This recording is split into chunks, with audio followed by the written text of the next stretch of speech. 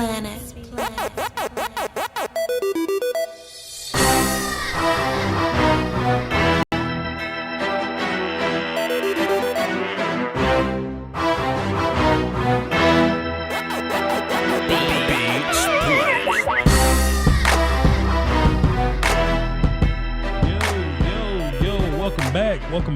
Welcome back. It is that time of year. It is draft time. And I can't, we all have loaded situations, different ideas about draft time or whatever, especially in certain times of the year, because draft time is one of our favorite things. It's something to be excited about. But if we concerned about draft, like early in the shit. What's wrong with me, dog? The earlier in the season that you consider even thinking about draft, right? That's how bad your team was. You know what I mean? So if some of y'all been thinking about draft for weeks now. My team just got kicked out of the playoffs last week with an Eagle victory over the Giants. So we're absolutely in draft mode here for the Oski Woski. You know what I'm saying? Hey, Rio, it's been a minute, man. Dropping 50 in the super chat. Welcome back to you, sir. I knew you was gonna be back when we got heavy into the draft talk. You're one of my draft folks, man. Appreciate you for the 50. Appreciate the love, man. I hope it's been I hope everything's been everything, which has been a minute since we spoke. But hey, man, let's get into it. Y'all been waiting for a while, so let's get into it, man. I kind of want to touch on just a handful of notes here and there, storylines or whatnot. I wanted to talk about first round picks and teams that have multiples of them. We'll even talk about a few big dogs in this draft. But before I do that, I wanted to just kind of set this up one time. You know what I mean? For everybody that's listening right now, I just wanted to set this up. I just want to let y'all know I am not a draft expert yet. You know what I mean? Shouts out to everybody that thinks highly of me. There's a lot of people that hold my football opinion in high regard, and I really do appreciate that. I'm extra grateful of the people that think highly of me, but I'm not there yet. Okay, and the reason why, I don't like to, gallivant as if I'm, oh boy, I know all the 7th round picks in October. You know what I mean? I'm not that guy. And what I think is so dope about this thing that we do, something dope about this, how this thing is, set up or whatever, is you get to see me from ground zero, okay, to where I've only watched people in passing. I've done no super formal film work yet. You know what I mean? So you're going to hear me say things like that dude from Georgia. You know what I mean? But when it gets to March and I start the firing, I've done my research, everything's everything. You get to see me build the expert. You get to see me gain the experience points and level up different, different parts of the skill tree, so to speak. You know what I mean? And you actually get to see that final product, so I'm not lying to y'all. So I'm not faking or just, leading y'all along like I'm some kind of expert. You know what I mean? Because boy, some of these people do. Remember that one year when Brad Kaya was the number one mock quarterback? Remember that one time when Cardale Jones was the number one mock quarterback? Remember that one time where Paxton Lynch was the number one mock quarterback? That's what happens to these guys that shoot real early in their evaluation process. And look, to be fair, we not allowed to be shooting early because as fans, as viewers, we have the least resources. I'm not a media guy. I don't have access to everybody's film. I don't get to go to the interviews. I don't get to ask questions. So we're working at the disadvantage here, but it seems like we're the ones that get it right most of the time, So we got to wait. We got to watch guys run 40s. We got to watch and see how guys do at the combine. There's going to be some senior that we never heard of or some senior that's really underrated right now that's going to go beat the hell out of everybody at the combine. Like, we got to wait for these things to fully come together. And, oh, boy, y'all know my favorite part. The part where there's this clear locked first round pick, but he got caught with a gun under his seat. Or we had some weed in the car somewhere and he's not a first round pick anymore. So we kind of got to figure out where he fits in. I love that. You know what I mean? Not that this guy's getting in trouble or something, but I love the game of let's see where this guy fits. And I think the Tennessee Titans kind of hit on that with Jeffrey Simmons last year. He got injured. He was supposed to be like a top, I'll give him like top 10 or so. You know what I mean? He was like a top 10 lock to me. But he landed in Tennessee because he had an ACL situation, So that's another thing that we got to look out for. So nobody has the absolute legit answer yet. But by the time we get to April Fool's Day, we're gonna have a lot more answers then than we do now. So welcome to Lombardi's Draft Talk, man. I took me a little blank little pick and put these little, I just put Lil Voch in the thumbnail, found me a 2020 draft situation or whatever. And this is gonna be the bat signal, the thumbnail that you saw here. Whenever you see that put up, that's what we're gonna do draft talks. And I'm gonna try to do these live streams. I want to say like twice a week. You know what I mean? This is going to be just a big live stream, just whatever. But I think what I want to do is I want to do one for everybody, for all like draft talk, and one for like Cowboy draft talk, like Cowboy focused draft talk or whatnot. But we'll see. We'll cross that line whenever we get there. And we'll figure it out. Let me take a sip of water before we get cracking up.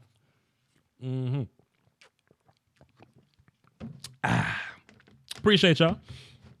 That was a tasty beverage. Now, a little bit of news before we get going. We got a little bit of news the other day. My hotline bling. Dylan Moses says he's going to be coming out next year. He's going to go back to Alabama.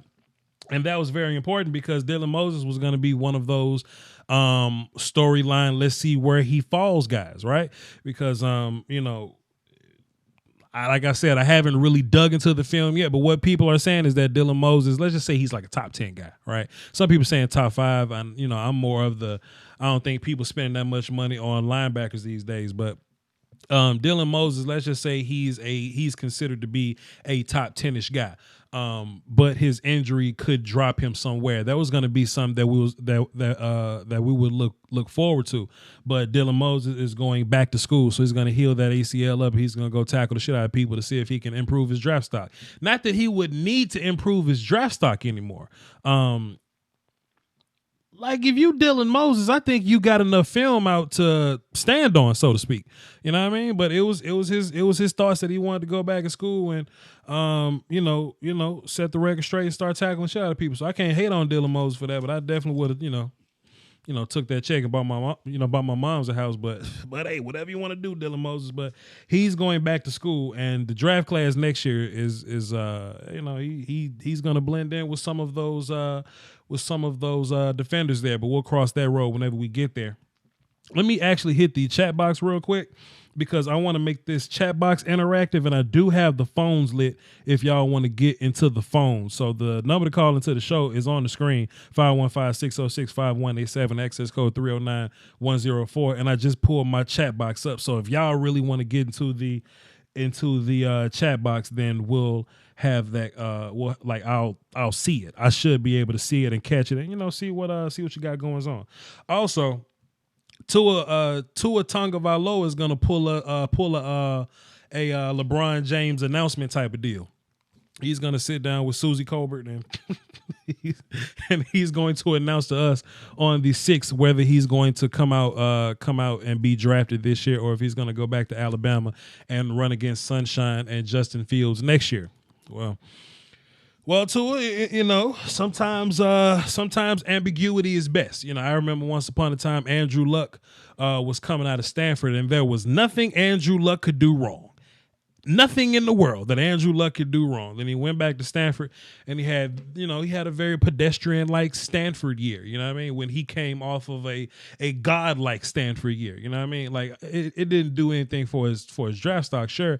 But everybody has a story about a draft prospect that's on top of the world that went back to school that messed it up when they gave themselves another year to be looked at. Example, Justin Herbert. Let's talk about Justin Herbert, right? Justin Herbert's playing in the bowl game versus Wisconsin right now. If Justin Herbert would have come out last year, then he would be probably the first overall pick. And I bet a lot of people would have picked him over young Kyler because the arm talent would be similar, the mobility would be similar, but a lot of people would pick Justin over Kyler because he's big and Kyler's a little bitty. You know what I mean? But Justin going back to school, now we get to look at Justin a little bit more. I don't think he's going to be in the top 5 conversation, top 3 conversation. I think Justin's going to be one of those mid-round guys. Now, of course, we got to see him throw at the combine. We got to see him do other evaluation type things. I think he's going to do Senior Bowl stuff. I don't know, but I think it's safe to say Justin Herbert may have lost himself, may have lost a little bit of money. Justin Johnson say, Voch, I disagree with Justin Herbert being the number 1 overall pick in 2009. I'm not saying it's me. I'm just saying what could have happened. I'm just saying what's been talked about, Justin. And it was talked about that Justin was considered to be up there. It was going to be him and little Kyler. You know what I'm saying? But Justin has definitely lost some money going back to school and getting figured out and having that film on him or whatever. These ain't necessarily my thoughts, but I'm just saying what was in the air, what was in the draftmosphere, so to speak. Oh boy, somebody write that down. How should we spell it? Hold on, community. Hold on, community. We got a new word. Draft fear. Somebody in the chat box spell that for me. That's going to be our new word, draftmosphere. That's what was in the draftmosphere, right? That Justin Herbert was potentially number 1 overall pick guy, but I don't think he's going to be that this year. I definitely don't. I think he's fallen a little bit. So when it comes to Tua, appreciate you, young Nick Gassler. Good to have you back. So when it comes to young Tua, if Tua could have gone out in his freshman campaign and won that championship for Alabama and sat down for 2 years and then got drafted, I think Tua Tagovailoa would be better than sliced bread at this point. But now we got a lot of questions about Tua Tagovailoa. We've seen the wind blow and Tua grab his hip and go ouch. We've seen Tua trip over blades of grass, hit the ground and go ouch. So now we're questioning how sturdy Tua is. If we draft Tua, how long is he going to last? We have all these questions about Tua now. Now, there's nothing that, I don't think anybody's going to question Tua's ability to throw the football. I don't think anybody's going to ever doubt that. Like Tua Tagovailoa throwing the football, that's as smooth as it gets. Like watch this. If Tua comes out this year, there's going to be conversation about Tua throwing the ball as well as Joe Burrow. That's going to be a conversation in terms of throwing the ball. But Joe Burrow's hip don't hurt when the wind blows, and let's go ahead and get into quarterback talk, man. Let me go ahead and get my notepad. I was gonna save quarterback talk. Let's get into quarterback talk because we talked about Tua that may or may not come out this year. We talked about Herbert that may or may not come out this year. And mind y'all, I haven't done any formal film study on these guys yet, so I'm not gonna talk like an expert. And then let me write down Joe Burrow. Let me just get into that. This is what we've got to recognize about Joe Burrow. I don't know how many of y'all remember me saying this, but if y'all remember me saying this, go in the chat box and just say I remember, just so I can know who's listening right now. I don't know if y'all remember me saying I'm starting to like these older senior players because they've played longer and they figured the game out a little more. Tell me if y'all heard me say that, because I know I've said that a few times. I just don't know how many people remember me saying that, because I've said it. When I watch the Senior Bowl or whatever, and I see these senior players kind of climb up the list or whatever, and they happen to be a little more talented, not talented, right? Not more talented than these junior players. Because a lot of these redshirt sophomores and these junior players, they're there fresh off talent. But sometimes just the experience of these senior players transcend all that. You know what I mean? I was watching Tre'Davious White, and this was the year when it was a gang of cornerbacks that year. It was Marshawn Lattimore was that year. It was Cheeto and Jordan was in that year. Cordray Tankersley. How many of y'all remember that name? Cordray Tankersley. But I remember watching these guys, right? And I was like, you know what? I like Tre'Davious White because he may not be the most physically gifted player, but he's been a senior and he's played for a while, so I get it. So Joe Burrow's like a 5th-year player or something. Somebody fact check me on that. He's like a 4-year, 5th-year player. He was gonna play in Ohio State, transferred to LSU or whatever, kind of missed a year or whatever. Joe Burrow's old, but I think that oldness got him such an understanding. You know what I mean? Like he's understood the game to where, okay, like fam, like I got my arm talent or whatever. I got like my physical gifts, but from the shoulder up, I'm straight. To where if you look at a Kyler Murray, who's talented, But if you watch him in the league, he'll miss some reads. You know what I'm saying? Like he'll see something, he'll miss it and run. Right? People thought I was hating on Deshaun Watson for many years. I would say things like this. I'd be like, yo, Deshaun Watson is a gamer. He's cool, but he's only reading one half of the field. And when he misses a read, he puts his head down and he runs. Right? And there have been situations. Let me look at the phone because Nick Gash said something wrong with the phone. Okay, there you go. Cool, Nick. There you go. There have been many situations where you watching a Texans game, and sure, Deshaun Watson will start beating the shit out of somebody, but there'll be plenty times where he'll miss a read for a while and he'll hold the football and he'll get sacked and he'll hold the football and run into the back of somebody, or he'll throw the ball to the other team, or he'll just simply throw the ball out of bounds because he's missed a read. You know what I'm saying? Watson still leading the league in sacks because he missing reads, but people think I'm hating on him or that I thought he wasn't going to be good because he missed. Nah, this shit just happens. But Joe Burrow, I think he's going to be ready immediately.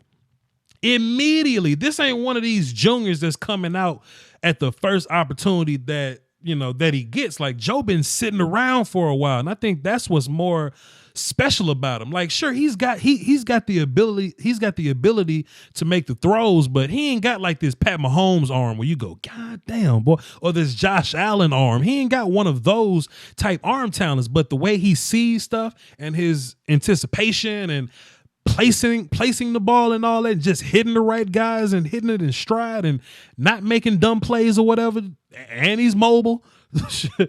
Joe Burrow kind of different, you know what I mean? So if you look at him and Tua Tagovailoa, like, Tua is probably, and I'm not even like saying this for, you know, like, I don't want to say nothing incriminating until I really get into the film. Tua is probably a better passer. Chat box, don't kill me for saying that. He's probably a better pure passer, like a thrower of the football. But Joe just got that win thing figured out. And Joe got that shoulder up thing figured out. And Joe don't take sacks that he ain't got to take. And Joe just knows how to do this stuff. You know what I mean? And I think that means a little more. I think that matters for a lot more than just having flat out arm talent or just flat out being better, being a better passer of the football. I don't know. We'll see. Like I say, I got to, watch the film so I can properly say things like that. But that's just me standing off on that ledge or whatever. I'll cross that road and get back to it. Chris Lampkin says Joe gets 8 seconds in the pocket. Sure. But for those of you that's been watching my channel for a while, y'all kind of know what I'm about to say here. When you watching film on these players, don't evaluate the plays where Joe gets 8 seconds in the pocket. And don't evaluate the plays where, some DB fell down and his wide receiver is running wide open. Evaluate the plays where he don't got a lot of time in the pocket. Evaluate the plays to where somebody blitzed him and he only had a second and he had to throw into the blitz and get rid of the ball quickly. You know what I mean? Evaluate those plays. 68 plays and not 6 to 8. Thank you, Rio. You know what I'm talking about. You threw my pen on the table. You know what I'm talking about, Rio. There you go, my guy. So just take all the plays and just bunch them in and figure out which ones matter the most. You know what I mean? Because I know that when you watch highlights, boy, they're gonna show you them plays where he got 8 seconds in the pocket. They're gonna show you the plays where some DB fell down and busted coverage and all that. But we're not evaluating all those plays. We're gonna take a look at all 68 of them and find the ones that really that really stand out in the way that, hey, that's an NFL throw right there. I think he can make that throw multiples of times. All right. How many people got on the phone? Let's see. We got 2 people on the phone. Let me make one more point, and then I'm gonna get G from Miami and Nick Gash on the phone. So we just touched on Tua, Herbert, and Joe Burrow. Hey, chat box, let me just ask y'all real fast. We pretty much out on Jake Fromm so far. Like, Jake Fromm hadn't really done anything to get back in our good graces yet.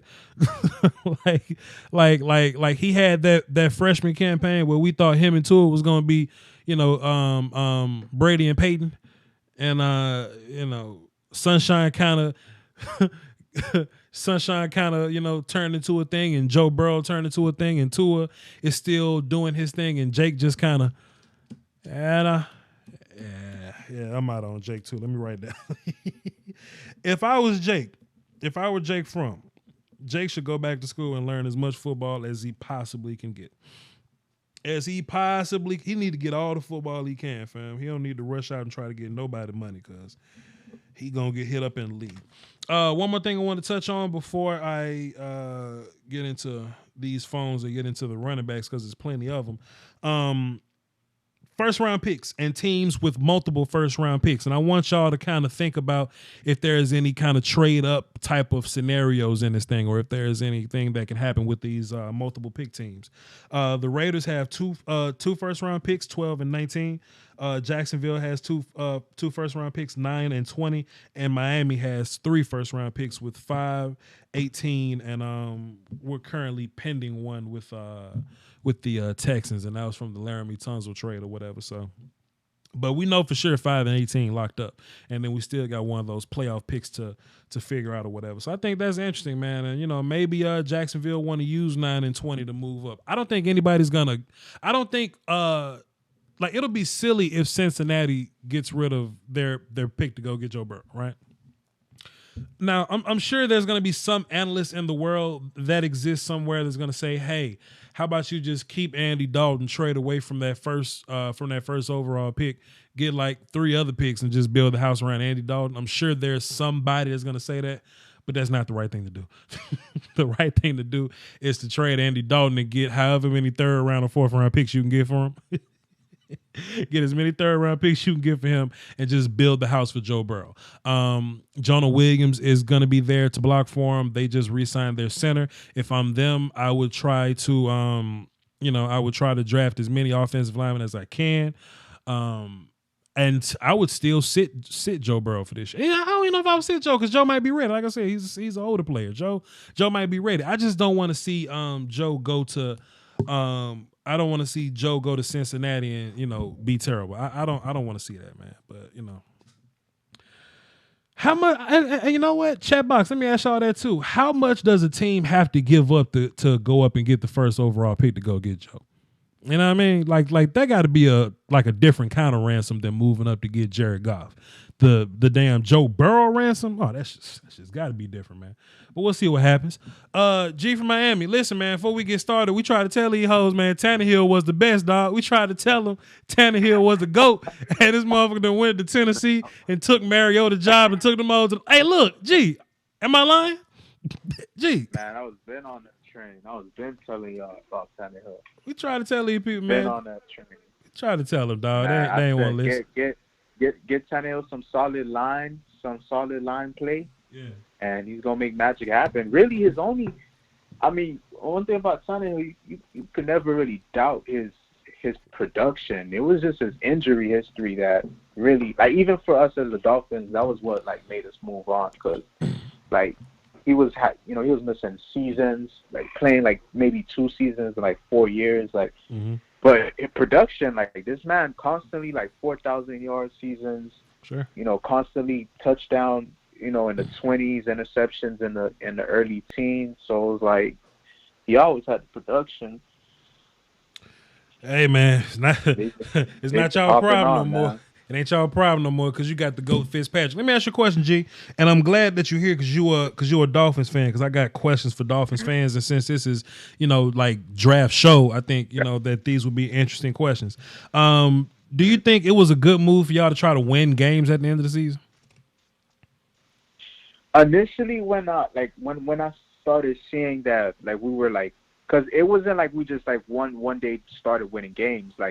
If you even back to the Cowboys game, if you remember, we were actually beating y'all early in the half. Sure. We were playing. We were actually being competitive early in the half, and I noticed that a majority of our games were going down to the wire and we were losing. I think that's what happened with the Washington game. Sure. And then I'm okay, this, we're going to find some way to screw this tank up. But then when Tua got hurt, it just put a different perspective. And then it made me appreciate winning more, if that makes sense, because when we were losing with a team of practice squad members and people who were getting signed off of waivers and all of that. But then when we started winning with the same practice squad members and the waivers, it made you appreciate the new coach, because one thing about Dolphins fans, and they can tell you, we haven't had a quarterback since Marino. We also haven't had a coach since Don Shula. Y'all just Like, had I don't Tannehill, count Jimmy. fam. Don't say that. Y'all just had Tannehill. Come on now. Yeah, we haven't had like Damn, a dog.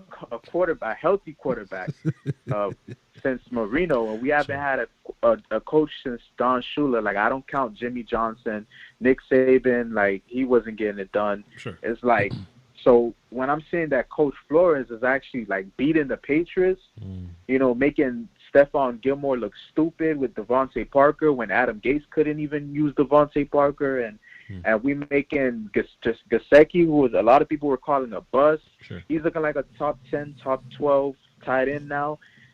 So after Tua got hurt, I started chilling, man. I'm like, you know what? Let's actually like try to coach up, you know, and try to change the culture. Like, one thing about it down here in South Florida, a lot of people are like looking at, for instance, like the Miami Heat. Like, you might not be too big into basketball, but they have this like public persona about them that they're like these cultures and like they'll never tank, and you know they do everything the right way, and they're always in win now mode.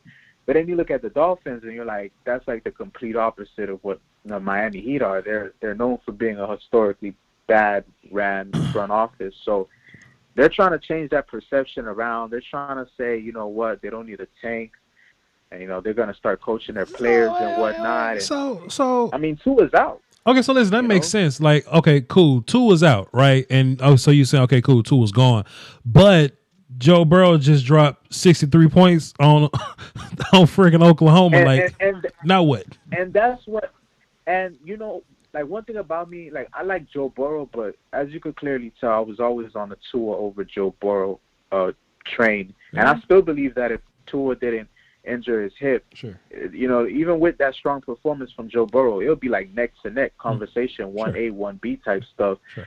But like, for me, like, when we lost, like when we were playing in Cincinnati and we went to overtime with Cincinnati, a part of me thought, okay, if we could find a way to lose to Cincinnati, and then, because Cincinnati would go on the next week to win, and then we could lose to the Patriots the next week, so maybe somehow the strength of schedule could come in to play and all of that, and we could maybe find ourselves within that top 1, top 2 range. But then when I seen that Cincinnati was just so historically bad this season, like no matter what they did, and they were tanking. I don't care what anybody said. Like, we played them. They were running, like, it was 3rd and 10, and they were trying to keep on feeding it to Joe Mixon. Like they were tanking.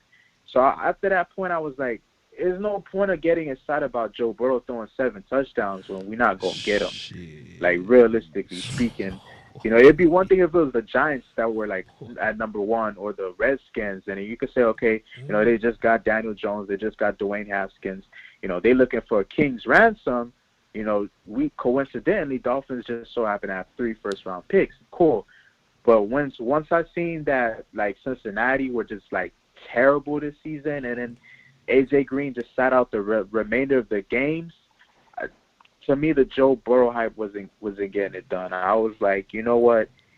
The season's already a dud since Tua's gone. Let's just focus on winning, and let's just hope Houston and Pittsburgh have crappy seasons so we get higher picks. I feel you, but I never want to hear you say again who nobody gets excited for seeing Joe Burrow throw 7 touchdowns. I never want to hear you say it again. Like, just don't say that. No, I mean, I was excited from the sense of, like, I wanted more. LSU to win Sure, because Oklahoma fans are cocky, but I wasn't excited in the sense of, like, damn, that's my franchise quarterback. So, like, if it was Tua that was throwing that, and, like, let's say the Dolphins were in the position of the Bengals, like, I would be talking about it from here to April. You seen that 7 touchdown game that Tua Tagovailoa had, but it's like we're not gonna get him. We're not gonna get Joe Burrow. Like, Andy Dalton is gone. You know what I'm saying? Like, there's no point in getting excited. Like, I can get excited for him as a player, sure, as a fan of a player, but I can't get excited at, like, you know what I'm saying? So let me ask you that this. feeling basically.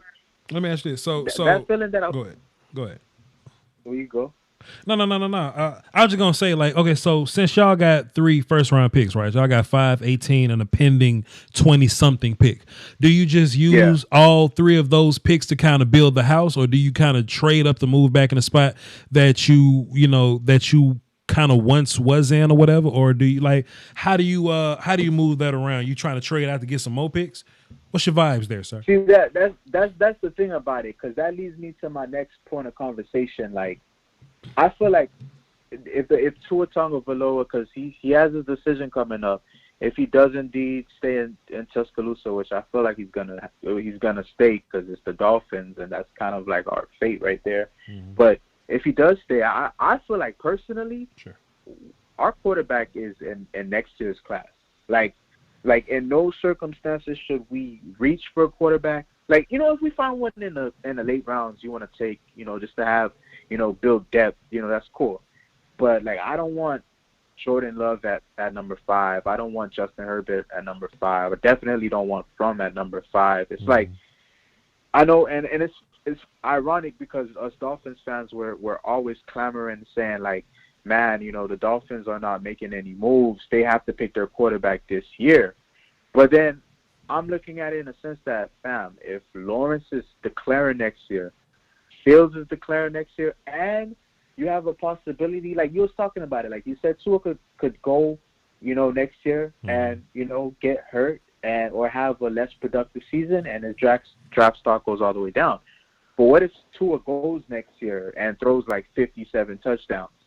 Then it's like, holy crap, like even after a hip injury, like at that point it's undeniable that Tua would be like the best quarterback prospect of like the last 20 years if that happens. That'll be a hell of a draft season. As the Dolphins, at that point you'll have like the same amount of picks you have this year with the opportunity to tank as well next year. So it's like, I feel like this year we should build around. Like right now we have a lot of needs in terms of the edge and the offensive line. Like for me personally, if we could get like solid line play in the first rounds and maybe get scattered out with some weapons all around, like, Andrew Thomas, or like, if you want to focus on running backs later in the first round, a J.K. Dobbins, or if you want to, or Creed Humphreys, or someone that, like, offense, like someone we could, like, players that we could basically put, or Alex Leatherwood, like players we could basically put on the offensive line, or skill position players that could make,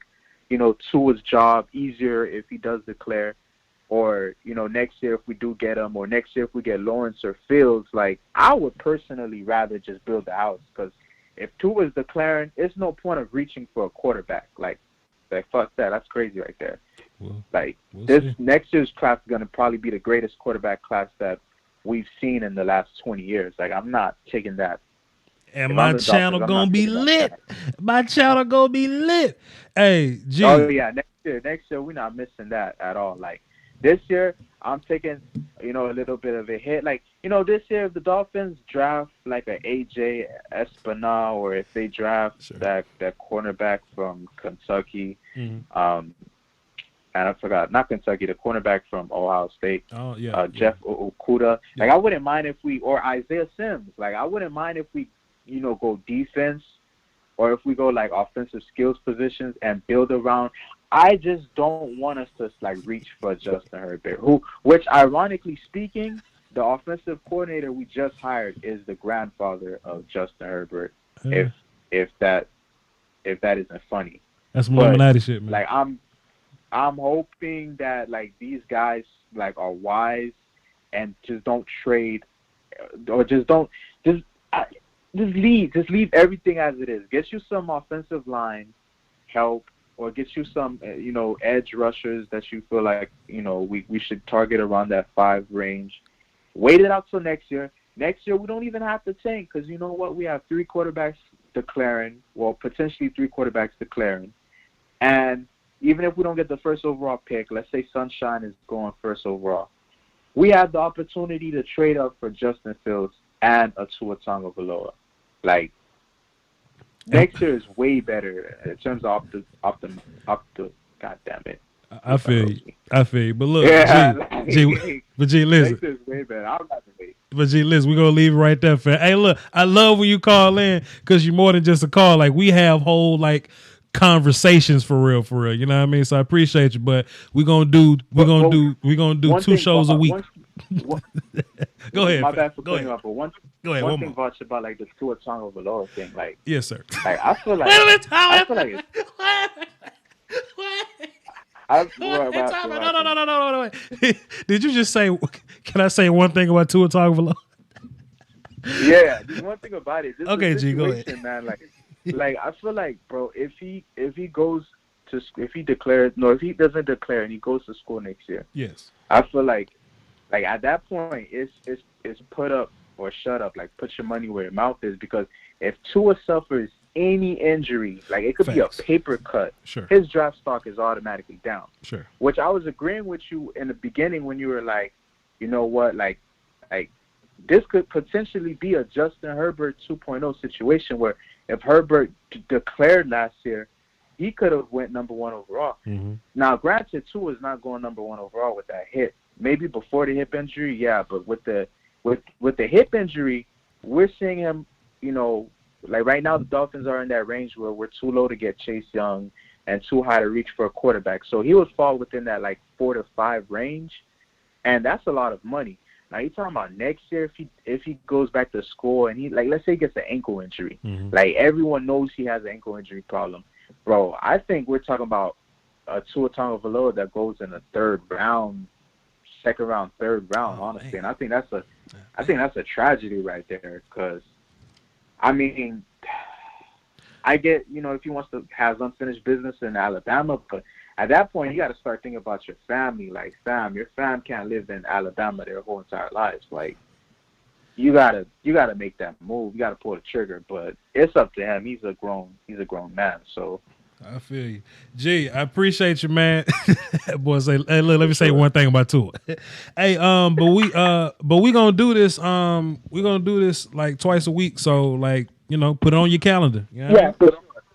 Yeah, no, I'm gonna stop by more often. Like, lately, you post like Cowboys stuff, but since our season is pretty much the same as ours, like we'll be seeing each other a lot. That's funny. I started in Yo, January. did they fire your whole entire staff? No, sir. That was propaganda. Oh, That was somebody okay. trying to get some followers. Okay, But I was about to say that's crazy right there. it's But been yeah, crazy. Appreciate it, bro. yeah, for sure. Yeah.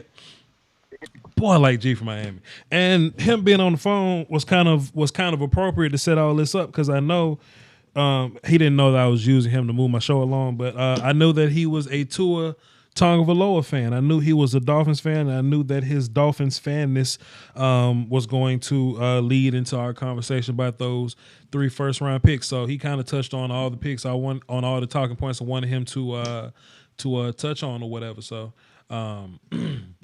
It just kind of worked out that way, man. But I like that. Hey, man, look, if y'all want to call into the show, it's room out here. If y'all want to call into the show, it's 515-606-5187, access code 309-104. I think what I'm going to decide to do is, like, I think I'm going to do shows on Tuesday and Thursday. I wanted to do this one here because I've been telling people, hey, Voch, like, when you want to do, like, when you talking draft, and I say January. Today's happened to be January 1st. So I think starting next week, we're going to do this on Tuesday and Thursday at 7 Central. I think that's going to be the move. 7 Central, 8 Eastern, Tuesday and Thursday. So y'all be around and y'all tune in here. I saw somebody in the chat box that was like, is this a Cowboys talk? Like, nah, we've been talking Cowboys all season, but now it's draft talk. So if you look on the thumbnail, you look on the, the title screen or whatever, it's Lombardi's draft talk now. So everybody come on in and, get some draft work. Also, gotta make a little situation here. Hold on. Justin Johnson. He just subscribed to my Patreon. Salute to you, Justin Johnson. For those of you that aren't aware, we do Patreon merchandise giveaways every month. So I'm actually going to be doing a video for that drawing coming up real soon. So stay tuned for that. But hey, man, get involved in the Patreon and I give back. It's for all tiers, $1, $2, $5, $10, or whatever. Of course, like the higher tier you go, the more perks you get or whatever. I'm doing private films for some people. When it's time to do like fantasy football leagues or whatever, the $10 and up crowd, they kind of get in that situation to go do the fantasy football thing or whatever. So it's some perks with the Patreon there. Plus we do throwback film sessions. So go over there and check those out if y'all ain't got nothing else to do. We're gonna get into another call. my boy Nick Gashler, and I know he's a Broncos fan. So let's see. Let's get some Broncos perspective here. And well, he covers everything, but he's Broncos guy. Nick Gash, how old are you now? I am 16 years old. Let's see, this your problem, Nick Gash. See, you don't listen to me because you've been calling into my show since you was like 14, I guess 15, and you could have been a YouTuber with 5-digit subscribers now. Okay, you can be in the tens of thousands now, and you could be a 16-year-old making thousands of dollars, but you don't want to run your YouTube channel because you don't want to listen to old crazy Voch. You don't want to listen to old crazy Voch. But then you come around the show, you come around during draft season, you walk on my carpet with your shoes on, and you just want to come on back to the, hey, I ain't mad at you, man. It is what it is. But now you've lost appeal because you're grown now. See, they don't want to listen to you when you're grown. See, when I was 20, like 23 or whatever, people were like, oh shit, Voch, you got a lot of information for 23. Nobody cares that I know football and I'm 27 now. You see what I'm saying? You see how this works? You missed the little Bow Wow mark. You've missed the little Bow Wow mark, but it's good, Nick Gash. What's happened, my guy? It's draft season. What's good? It is draft season, and for me, every day is draft season. But today is special because it's the beginning of the actual draft season. Sure.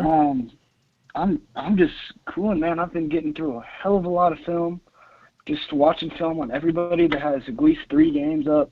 I'm through edge rushers right now. My next guy is Jayvon Kinloch. I don't know none of these people. Pretty good name. I don't know I got you. I don't know none of these people. But I'll know soon though. I still got I'm getting through it. This is a good class. Let me ask you something, Nick Gash. I don't think it's Let me ask you something. Yes. Because I know that me and you kind of got the same draft mind, so to speak. Have you watched Chase Young? Chase Young, yes, sir. How many games of Chase Young have you watched? I watched 3. Do you think Chase Young jogged too much? 3. Do you think he has an effort problem? Mm-hmm. Oh, yeah. Okay. His motor is horrible sometimes. Okay. You see him, and the quarterback hands that ball off, and he just stands there like he's a fucking duck. Sure. Like waiting to get shot out of the pond, man. He needs to get his ass going and go in and get the run defense. And he's improved on that since last year because I watched film on him last year. It was terrible. And he still didn't do it. Yeah. But this year I was expecting him to go in and go make an impact. Like if you watch the LSU dude, K'Lavon Chaisson, or whatever, I don't know how to pronounce his name, but that's how I pronounce his name. Me neither. He goes in and makes plays in the run. He is able to get off of the offensive tackle, use his hands, and get in and make some nasty plays in the run. You look at Derek Brown, even though he's a defensive tackle and this is his primary job, he takes care of the run when he's in one-on-one situations. Chase Young is in a one-on-one situation every single time on the outside against an offensive tackle or a tight end, and he still doesn't use it. He's an athletic kid. He gets off the ball like that. I mean, I compared his ball get off to Von Miller. And he's coming from his hand in the dirt. And if he can do that as fast as Von Miller, who's standing up half the time, he should easily be able to get to the run. It's so frustrating to watch because he's such a good pass rusher. His hands are incredible. He bends well off the edge. Like I said, he can get off. He's just a very solid pass rusher, but he doesn't do anything in the run defense, and that's my big draw with Chase Young. I was watching Chase Young. He's still my highest rated prospect. Sure. He needs to get... He needs to get his ass going in the run game. I was watching Chase Young, man, and I was like, if I can fusion dance 2 people, I would take him and like who had a cold ass motor? Like Hassan Reddick. Remember him coming out of Temple? Remember his motor? Mm-hmm. Boy, if I could give Chase Young his motor. Boy, Chase Young. But the Bengals would draft Chase Young. You take Chase Young and you take him over Joe Burrow. If he had a super crazy motor. It ain't even got to be super crazy, but if he just had a better motor, Chase Young would be one of the better draft prospects coming out in the past couple of years, including Myles Garrett, including the Bosa children. Because what it is, he's a little more he's more technical than Myles, but he's more athletic than the Bosa children. You know what I mean? Exactly. That's spot on right there. he just be chilling. He doesn't get involved in run. He just be chilling. Yeah. I don't know if it's a thing like. He doesn't want to get his hands dirty, but, like, it's just weird. Sure. I don't see it. I also see a lot of times when he comes off the ball, he reacts really quickly, but a lot of the times he just comes bursting upfield, and by that time the run is already past the line of scrimmage. So, like, there's really nothing you can do unless that running back is the east-south running back and is trying to find a hole. Sure. But if he's shot at like 3 yards upfield, there's no way he can get it because the tackle will just grab his shoulder and run him further upfield. Like, it's just, I don't know. Yeah. Yeah, but we'll it's see. A weird thing going on with him, but we'll see. Who else you been watching though? Because look, trust me, I've only watched like 4 people in passing. I know about these running backs. I like these running backs a lot, and it's plenty of them. I like them too. But I haven't been watching too much. Who else you been looking at? Yes, sir. Tua and Burrow. Obviously, that's the big question mark, as it always is during the draft season, the quarterbacks. Sure. For a long time, I thought Tua is a better quarterback than Joe Burrow, and I've maintained that belief for a long time. And then I saw the SEC championship and the CFB championship. And from the Texas game to, like, the Oklahoma game, I've just seen so much more improvement from him. He makes the right reads. And you know what? Let me say this. Always on time. I think there's something to his gamer side, right? Like, we've seen Tua, right? Tua will like, and I said earlier that he's probably a better pure passer than Joe. That might be a real thing, but Tua will get in these big games, right? Like, he'll get in the Auburn game, he'll get in a Georgia game, and like he'll get in some big game, the Clemson game or whatever, and he'll kind of not look as great as he did though, right? Joe will get hurt, and even if he won't get hurt, it'll still take him a while to get going. Joe will not only. I mean, we saw him against Clemson. Sure. Joe threw like 3 interceptions that game. Right. But Joe will not only beat the shit out of these small schools, but in the biggest game of his life, he'll go smoke Alabama. He'll go smoke Auburn. Mm-hmm. He'll go into the SEC championship, smoke Georgia, and we up here talking shit about Georgia. Like, we up here like, oh, Georgia's trying to get in the playoffs. They can't play like that. And then we get to the playoffs, he smoked the shit out of Alabama. I mean, I remember, I wasn't watching that game just because I had other stuff doing, but I turned on Instagram, 7 touchdowns and 400 yards in the first half. I was talking to my girl. I don't know. I was talking to my girl, right? Clemson and Ohio State was on, and it was like the third quarter, and she was like, "Why they look so sad? Nobody look like they're having fun out there." I told her because they know that Joe Burrow had like 50 points in the third quarter, and they just combined for like 25 or some shit. Like, I'd be mad as hell too, man. Joe, like, I don't know, man. I think there's a lot more to quarterbacking. I think if it was just like arm talent, then certain guys will be better than certain guys. You know what I mean? Like, certain arm talent dudes would just be better. But it's some of that extra stuff, man. It's that extra shit that just like that Dak Prescott stuff. You know what I mean? That you just don't really see, that just make people win ball games, man. But I don't know, man. I'm picking Joe better. Yeah. And you look at quarterbacks, and I like to look at them in context, right? What's going on around them in that offense?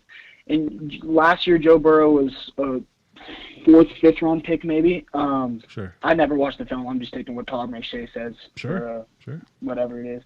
And then they insert Joe Brady, their passing game coordinator, and he just goes, and Joe Burrow goes wild. And he's got Justin Jefferson, who's 2nd round receiver.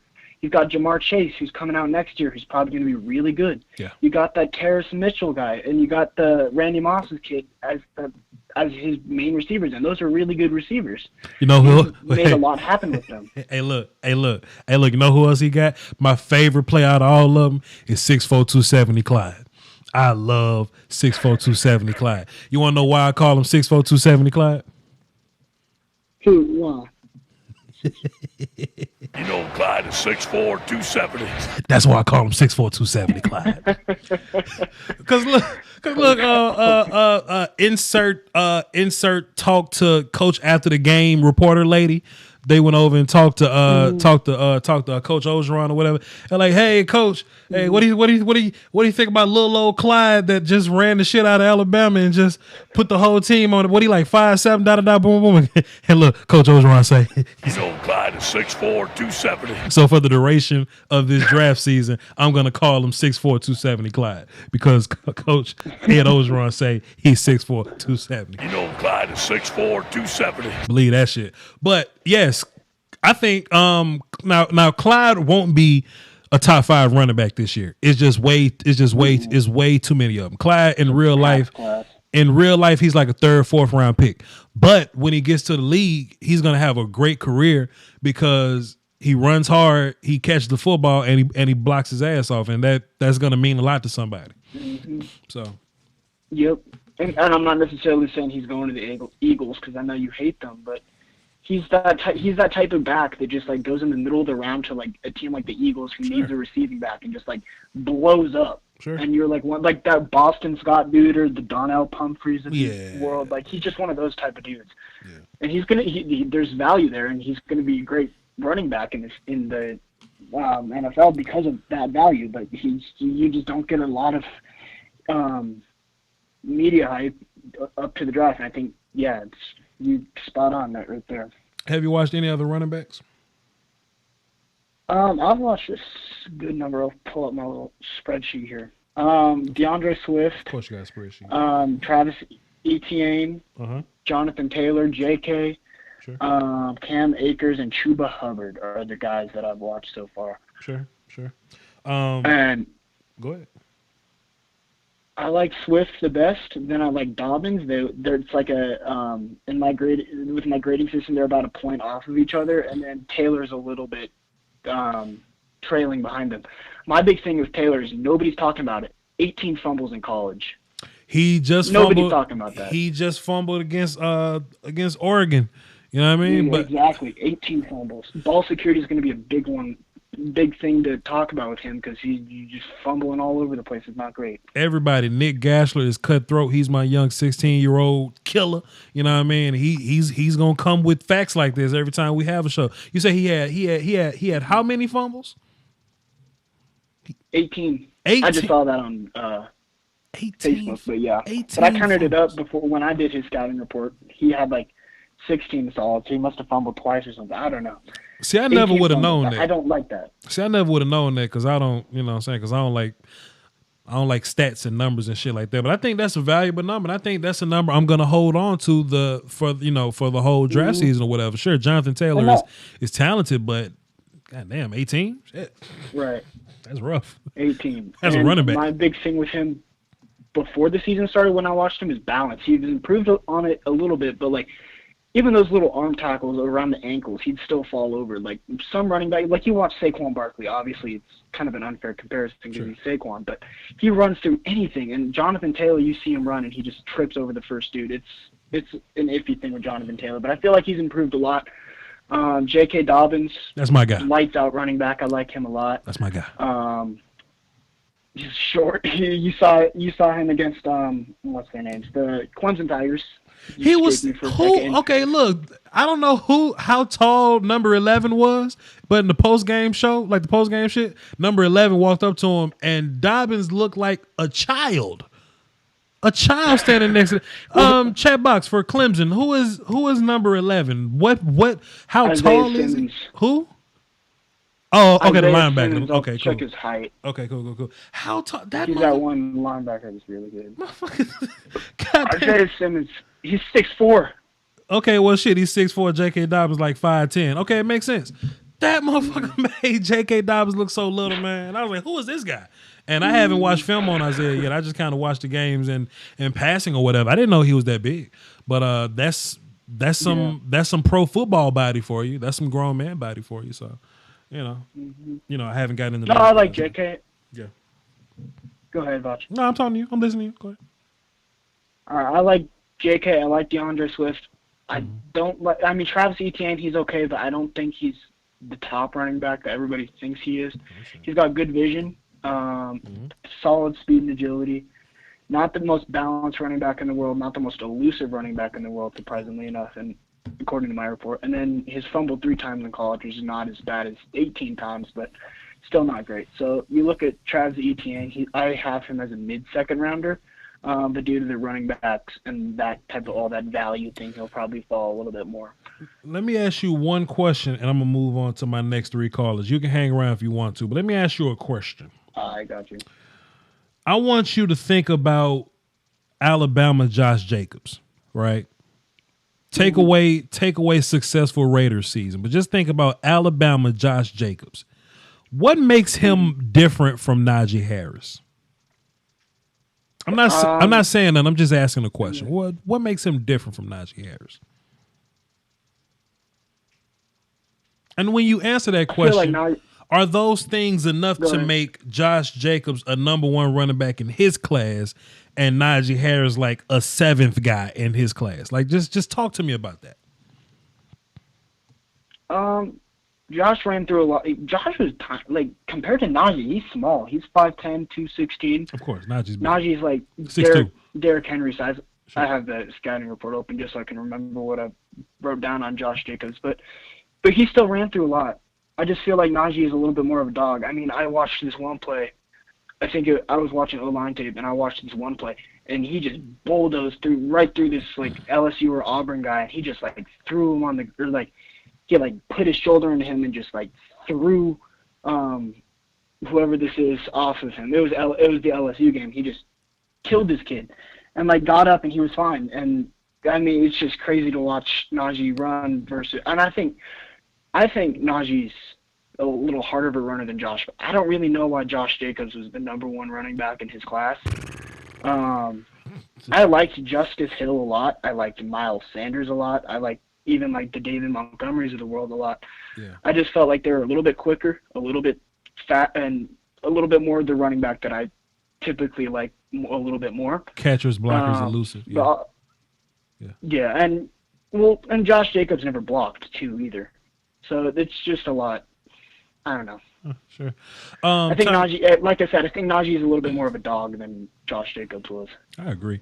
We got Edgar Bonilla in my super chat. He says Mason Fine quarterback breakdown vouch. I don't know who that is, but we're going to see closer to the time we get there, but I appreciate you. Josh Costin, he dropped 5 in the super chats. He said, what are your thoughts on Travis Etienne? He averaged 0.46 broken tackles per carry, which is the highest in a season ever. How do you even come up with that stat? How do you even get that stat? That's some Pro Football Focus type shit. He averaged point. Okay, so that's like a half. So he broke a tackle every time. Every 2 people that tried to hit him, he broke one of them. Is basically what you're saying.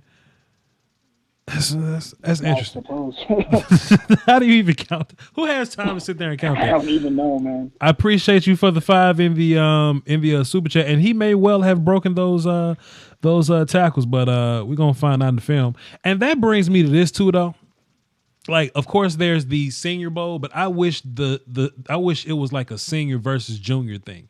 You know what I mean? So I could actually see. I could see these people against great people. You know what I mean? So, look, like we can't just say, oh, Travis Etienne, he just beat up on those ACC schools. I want to see him in this all-star setting or see these juniors in an all-star setting so we can see how good they are. Either that or like let us do one-on-one drills at the combine. Go ahead. That's one more thing that I want to note about Chase Young, and I'm probably going to get a lot of hate for this, but it's all right. Okay. When you watch Chase Young against big schools, he doesn't do anything. Oh boy. Have you noticed that? Oh boy. He had 4 sacks against.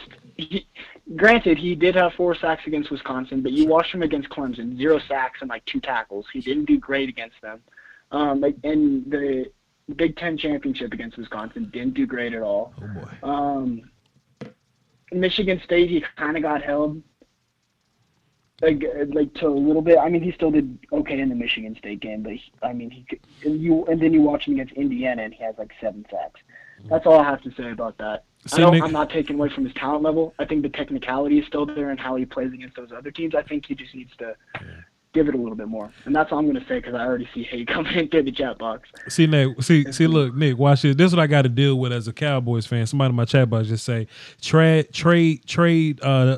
Dak and Amari Cooper for a 1st and a 3rd round pick to the Bengals. So they want the Bengals 1st and 3rd round pick for Dak Prescott and Amari Cooper. So they want Joe Burrow and some 3rd round pick for a guaranteed quarterback, a guaranteed top passing quarterback in the league now, and a guaranteed top wires. Okay, cool. And one of my admins put him in timeout. Rio, shouts out to Rio, just dropped 5 in super chat. He said, love you, coach, but I totally disagree with you about Josh Jacobs, but me and you disagree a lot. We do, in fact, disagree a lot, but boy, Josh Jacobs I think if David Montgomery would have gone to a better situation, we'll be looking at him a lot different. But it's just that the Bears want to do shit like, hey, it's 4th and 1. Let's give the ball to Cordero Patterson. or hey, we're in the goal line. Let's be cute and run a reverse with Tariq Cohen and make him throw it to my left guard or some shit. Like he like to do dumb shit like that. Nick, you want to take 3 phone calls with me before I wrap the show up? I'll take 3 phone calls with you. Cool. The conference has been locked. We're locking the conference, and everything else we're gonna do on the next show. This has been a fun little show, man. I we don't get to talk draft all the time, but when we do kick shit off, baby. Time flies, man. Let's see what y'all talking about though. 214. What up? Who this? This is Douglas calling from Dallas, man. Dougie Doug, what's good, man? What you got for the show?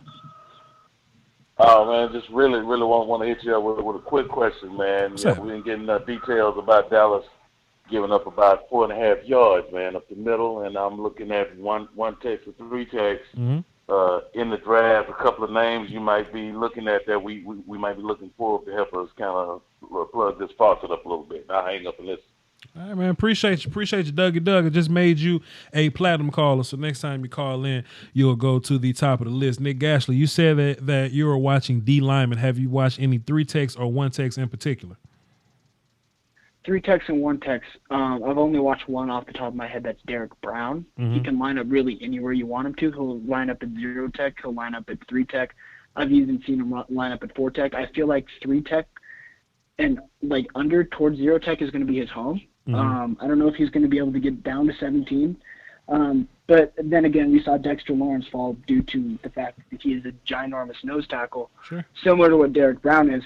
So I feel like realistically, Derek Brown is extremely strong of a prospect. He threw goddamn one of the LSU linemen into Joe Burrow in that LSU game, and they literally triple teamed him, and they could not stop him. But see, look, this is the problem. This guy's gonna be a problem. This the problem, though. See, from a Cowboys type of deal, he ain't gonna be that.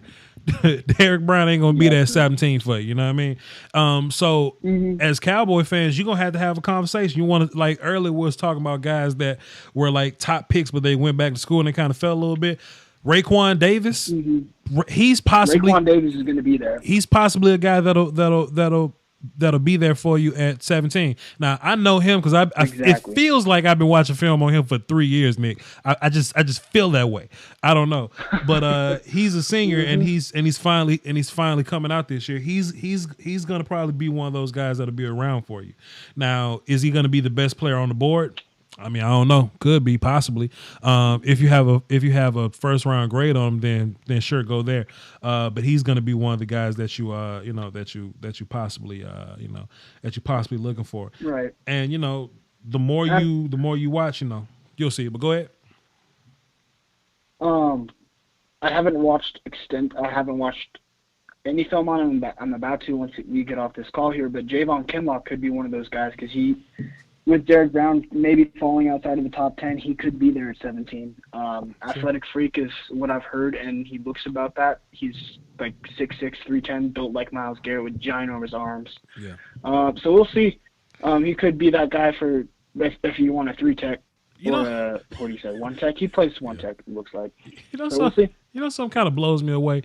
The Alabama set their bar so high that this defense that they have is considered to be not really a great defense. And I'm looking at the players that they got. I'm like, fam, look at all these NFL players they got on their team. But they're historically like, hey, we got 13 pro players on our defense, right? They're historically that. But now this year they only got like, 7? so now they're considered not as great. I know Diggs, Surtain. They got 2 tackles, a pass rusher, and like 2 linebackers and a safety that's going pro. Come on now. What are we doing? Y'all cut that shit out.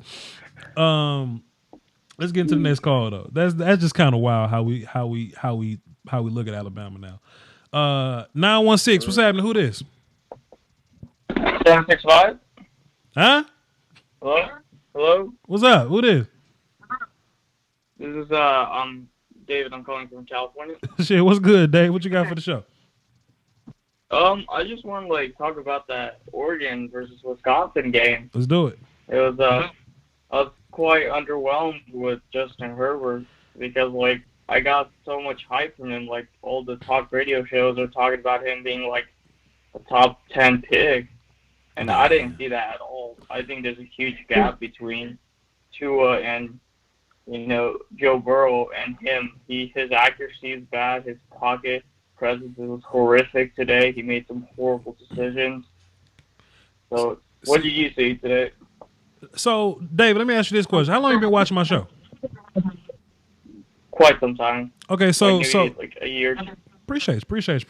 So you know how the draft Illuminati works. You know what I mean? You know how they moving these narratives or whatever. How they'll kind of paint this picture just for the superstars in the draft. And there are two narratives that they hitting us with early. Everybody listen. Everybody get your notepads out. I got some information. This will be on the test. They're gonna try to hype the shit out of Justin Herbert. Don't let them do it. And they're gonna constantly. Listen, they're going to constantly compare Jalen Hurts to Lamar Jackson. Don't let them do that. Don't let the draft Illuminati pull that shit off. Don't let them do it. David, you absolutely right, fam. The Justin Herbert is not in the caliber of those young men. And they're going to try to sell him as a top 10 guy because he's big and he can run. And we was talking about him last year, and he possibly was going to be a top 10 guy last year, but he's not going to be that this year because he's been exposed. That film is not going to lie. And look, he could be a good pro. He could be, but it don't look like he is. He ain't in that same conversation as Tua. He ain't in that conversation as Joe. So that's just draft Illuminati doing draft Illuminati things, sir. So I'm glad you caught it. I'm glad you said it. Yeah, and I think he'll probably end up maybe being taken actually late in the first, and it may actually help him to get on a good team with a better coaching staff.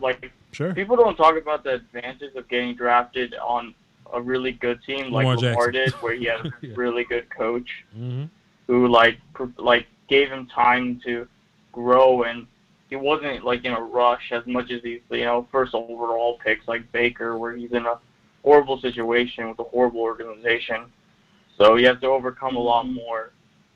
You know what I'm saying? Yeah, 100%. I was saying that too in 2 quarterback classes ago, I believe. We're talking about the whole Josh Rosen thing. If you put Josh Rosen on a team that was ready to win, he'll probably be a little better for you. But I wasn't buying that Josh Rosen first overall pick stuff because I felt like if he went to a bad team, he wasn't going to be good. You kind of see how that's going. But yeah, that totally exists. Sometimes it just depends on where these guys get drafted. And if Justin goes to a team that's kind of put together already, then you can have that conversation. Maybe. Possibly depends on the DC or whatever. You can have that, or the OC. You can have that conversation. But in terms of skill, in terms of Justin, Tua, Joe, Sunshine, or whatever, which one doesn't fit?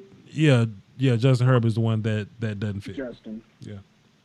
Also, the guy before was talking about Chase Young and his impact on those bigger games. Mm-hmm. His impact is still felt. You can still feel they're double teaming him, and it's giving his teammates more opportunities to get sacks. So even if he's not getting those sacks, he's getting those pressures. I agree, but watch this. I agree, but watch this. Watch this, man. I swear to God, this is not a joke. And if you watch Chase Young film, there's a point in the season where teams realize they ain't got to double team him no more, and they stop double teaming him. And he kind of did the same thing that he was doing at first, right?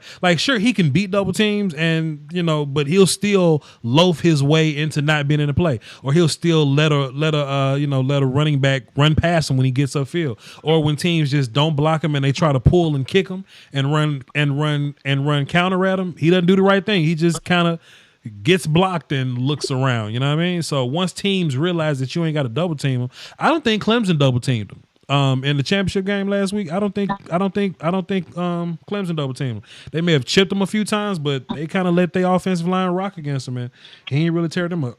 To be fair, Clemson has a 3 or 4 of old linemen that are probably going to end up in the NFL.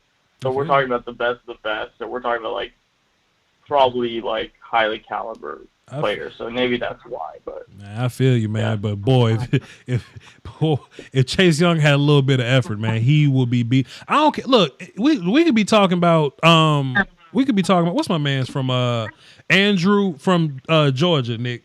We could be talking about Andrew Thomas. We could be talking about the best left tackles in the game.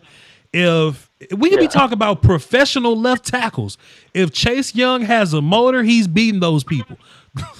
But he beats himself a lot. So that's just something that we got to keep eyes on when we're evaluating. But good eye by you, David. Good job, noticing all that. Also, thanks for taking my call, Louis. I mean not Louis. What's your name? I'm Voch. Gosh, I forgot your name. Voch. There we go. Wait a minute. Sorry, man. Thanks for taking my call. Salute. I'm Mel Kiper. Shit, this Mel Kiper show. God damn. He said, "What's your name again?" You clicked on me, man. What you doing? Nick Gashel, how you feel about the Illuminati trying to push the hell out of Jalen Hurts, man? What you think about that, man? Because they trying to do it. I think it's stupid. It's rough. Jalen Hurts is a 4th round grade I got on him. I don't think he's that good. It's just I don't like seeing those mocks that say he's in the top 15 or the top 20. He's not in the top 20. Stop bullshitting us. Yeah. I also think another draft narrative that a lot of people are kind of going under the wire about is just how good Tristan Wirfs is. I think he's a 1st-round pick, but he's definitely not a top 10 pick. Who? Tristan Wirfs, the tackle from Iowa. Oh, okay. I don't know these people, man. I don't know these. I'm going to know them, though. I will know them. So go ahead. And another thing for Dave, I know he's off the line right now, but just Justin Herbert's not a top 10 player. He's correct about that. Sure. But a lot of people don't understand that the premium people put on the quarterback position in the draft. Like, remember in 2018, we thought maybe Baker and Sam and maybe Josh Rosen would go in the top 10. Sure. But then here you go trading up, and you get Josh Allen, Josh Rosen, Sam Darnold, and Baker Mayfield all in that top 10 conversation because teams like quarterbacks and they'll trade up. The year before, the quarterback class was debated to be horrible because it was just Deshaun Watson was incomplete, Patrick Mahomes didn't have mechanics, and Mitchell Trubisky was swole. Mitch Trubisky. You see Trubisky go second, and then the Chiefs and the Texans trade up for Mahomes and Watson. People get scared that other teams are going to – the Bears traded up for Trubisky. People get scared, and they're going to end up, panicking and trading up for a quarterback, and that's going to be the case with Justin Herbert, I think, to the Chargers at 6.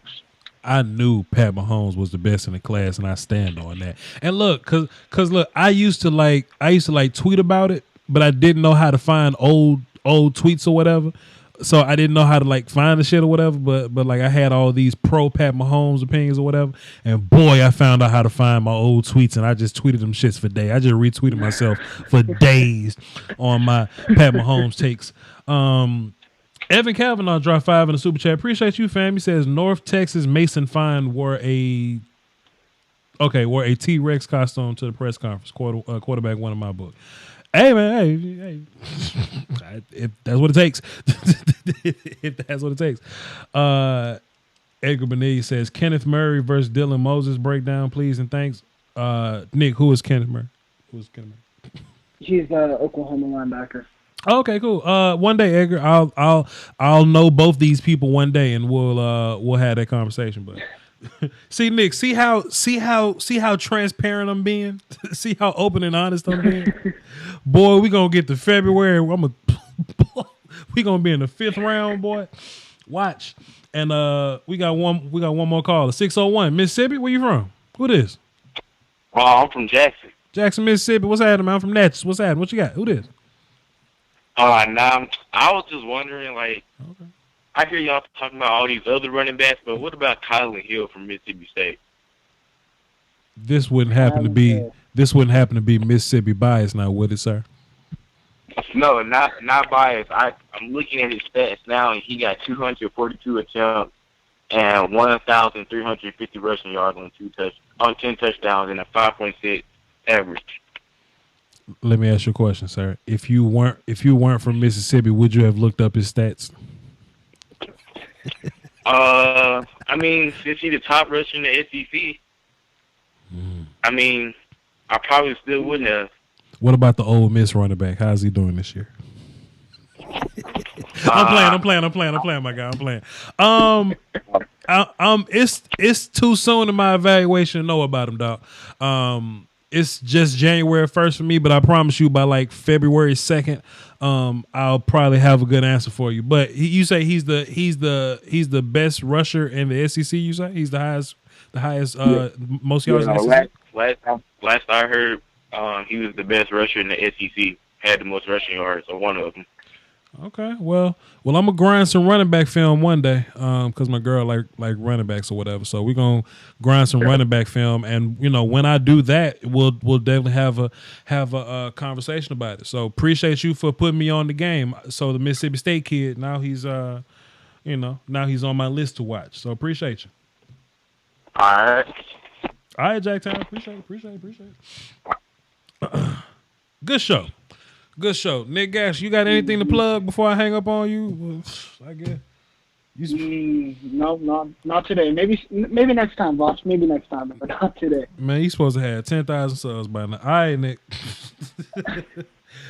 Till next time. I think the next draft show is going to be Tuesday. So the next Tuesday, let me see. Yeah. So the 6th and the 9th, that's Tuesday and Thursday. We're going to do it like that. All right, Nick. Appreciate it. Yes, sir. Peace out. Yeah. Fun show, y'all. Fun show, man. Clap it up for the first draft show of the year, man. For January 1st for the draft show of the year. I appreciate y'all for coming through, man. Plenty good conversation. I was only gonna do this for an hour. Let's see what my time is. What's my time? Stop the clock. We at 1:21. That's cool. We'll get these extra hours in. What I probably end up doing is I'm going to do 2 draft shows a week, and I said this earlier, but new people may be listening. The Tuesday draft show is going to be drafting for everybody, and the Thursday draft show it'll still be some good tidbits in there, but it'll probably be a lot of cowboy focus on that, because I do have a big cowboy audience or whatnot, and I would like I don't want to leave them hanging or whatever. So hey, even if you not a Cowboy fan, we still may cover some interesting draft topics in that show. So hey, man, y'all can tune into both them things, and we got some college film coming. Give me like a week on that. Give me a week on that college film or whatever. I anticipate having some all 22 college film. I got to hit the plug and see how that's going to work, and if it works out for us. We had a little bit last year, but we may have plenty of college all 22 coaches film this year. So we used to dream about this day. For those of y'all that have been here in a while, for those of you that was with me shooting in the gym and all that stuff, we used to dream about having the coaches film, the 22 film for college or whatever. And it looks like, we getting close to having it. So salute to everybody that stuck with me. Salute to everybody that hung in there, because going cowboy heavy for those of y'all that's not cowboy fans, just to kind of re-up with me in January. Y'all know January through May, we get real heavy with this thing. So salute to you. Rio dropped another 5 in the super chat. He says to end it off on a good note. I appreciate you, sir. Let me recap all of the super chats. Appreciate you, Rio, Edgar Bonilla, Evan Kavanaugh, Jared Costin. I appreciate all y'all for asking questions in the super chat. I appreciate. Let me make sure I got your name right. Justin Johnson. Yes. Justin Johnson. He is a new patron. He signed up for Patreon as we were discussing this thing. So salute to him for contributing to that. We'll be having a lot more draft shows like this. I may want to do like a exclusive Patreon Q&A type of thing. I may start to pull that off if I get my Patreon active like I want to. A lot of people donate to the Patreon and never go back to it. I would love to have a Patreon community where I do Q&As and just, have private chats for them. But I don't know. We'll cross that road whenever we get there. Join my Discord. That link is in the description. Follow me on Twitter and Instagram, Voch Lombardi, VOCHLOMBARDI. And shouts out to Channels for Cheap and, affordablesticks.com. All right. I got ads, so y'all check my ads out, but I will catch y'all next time. The next draft show will be Tuesday. And, I'll just be dropping videos until then. So peace, y'all. My cable bill was way too high. I reached out to affordablesticks.com. They sent me a Fire Stick, plugged that thing into the HDMI. Now I get unlimited shows, movies, and live TV. I'm a huge sports fan, so I love League Pass, Sunday Ticket, and I get the pay-per-view fights for free. There's something for the whole family. You can buy a Fire Stick for every TV in the house and still spend less money than you would on cable. That's affordablesticks.com. There's a link in my description. You should go click it. Cut the cord, man. The YouTube Illuminati is taking money away from your favorite content creators, and people often ask the best way to support the channel directly. I tell them that's subscribing to my Patreon. Just $1 a month would increase production and the frequency of uploads. Basically, that means more content for you. For less than a bag of almond M&Ms, you can support the channel, call dibs on requests for future videos, and you can have access to Patreon exclusive material like my throwback film sessions. That's patreon.com/Voch Lombardi. I appreciate the support. Doski Woski. Salute. After canceling my cable, I saved $2,400 this year by switching to Beast TV through channelsforcheap.com. Some people pay $200+ a month. I paid $120 a year, or you can go $15 a month if that's what's convenient for you. You get 2,500 HD channels. 1,000 of those are in English, and there are plenty other international channels, TV Guide, and we get all the sports. One of my favorite things is multi-screen feature. So if I don't know what I want to watch, I can tune in 4 different channels at one time. Smart TVs, tablets, and if you're on the go, you can watch TV on your phone. Hit the link in my description or go to channelsforcheap.com where you can get a free 7-day trial. That's a whole week for you to just sit down and play with it and see what you like about it, then come back and make a purchase. If you have any questions, go to channelsforcheap.com, hit this little button right here, and they'll respond to you immediately. That is channels4cheap.com. The link is in the description. I highly recommend it. Let's do it.